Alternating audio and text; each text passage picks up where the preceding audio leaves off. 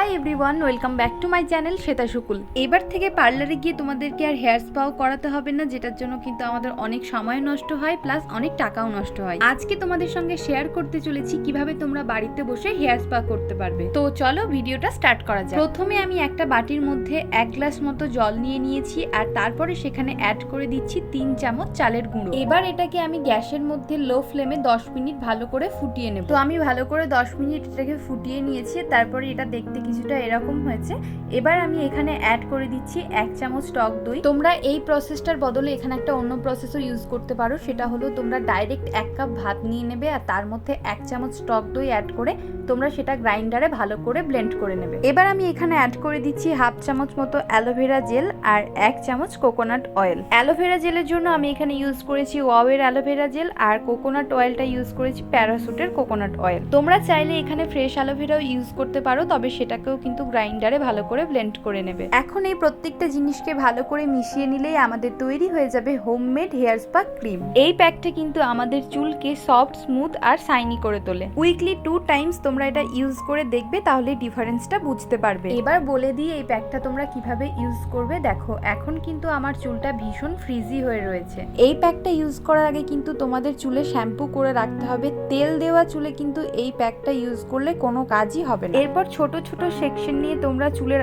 আগা থেকে গোড়া পর্যন্ত ভালো করে এই প্যাকটাকে অ্যাপ্লাই করে নেবে। চালের গুঁড়োর মধ্যে অ্যামিনো অ্যাসিড রয়েছে যা চুলের গোড়াকে মজবুত করে এবং ব্রেকেজের হাত থেকে বাঁচায়। চালের গুঁড়োর মধ্যে যে ছোট ছোট সূক্ষ্ম কণা থাকে সেগুলো আমাদের স্ক্যাল্পের ডেড স্কিন সেলস গুলোকে রিমুভ করে আমাদের চুলকে স্মুথ এবং শাইনি বানায়। এছাড়াও এর মধ্যে রয়েছে ভিটামিন বি কমপ্লেক্স যা ব্লাড সার্কুলেশন বুস্ট করে চুলের বৃদ্ধির জন্য প্রয়োজনীয় পুষ্টি যোগায়। টক দইয়ের মধ্যে রয়েছে ল্যাকটিক অ্যাসিড এবং ফ্যাটি অ্যাসিড যা আমাদের চুলকে ভেতর থেকে ময়শ্চারাইজ এবং নারিশ করে। আমাদের স্ক্যাল্পে ড্যান্ড্রাফ বা কোনো রকম ইচিনেস হলে সেগুলো রিডিউস করতে হেল্প করে টক দইয়ের মধ্যে থাকা protein, vitamins, minerals hair follicles গুলোকে হেলদি রাখে এবং হেয়ার গ্রোথ বুস্ট করে। দেখো, এই প্যাকটা কিন্তু আমার চুলের একদিকে অ্যাপ্লাই করা হয়ে গেছে। এবার আমি একটা চিরুনির সাহায্যে ভালো করে আমার চুলটাকে আঁচড়ে নিচ্ছি। অ্যালোভেরার মধ্যে ময়শ্চারাইজিং প্রপার্টিজ থাকে যা চুলের ময়েশ্চারকে ধরে রাখে এবং চুলকে সফট, স্মুথ এবং শাইনি বানায়। অ্যালোভেরার অ্যান্টিঅক্সিডেন্টস চুলকে ইউভি রে থেকে রক্ষা করে এবং চুলকে ড্যামেজের হাত থেকে বাঁচায়। নারকেল তেল চুলকে ময়শ্চারাইজ এবং নারিশ করে,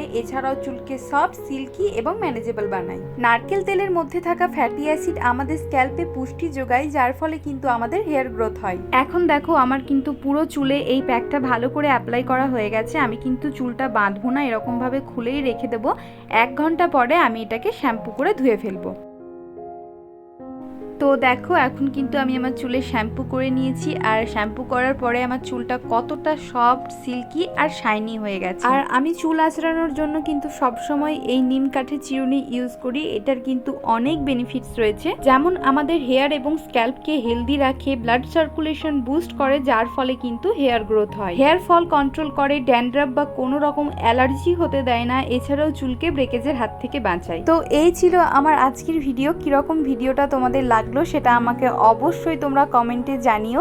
নেক্সট কি ভিডিও তোমরা দেখতে চাইছো সেটাও আমাকে কমেন্ট করে জানিও।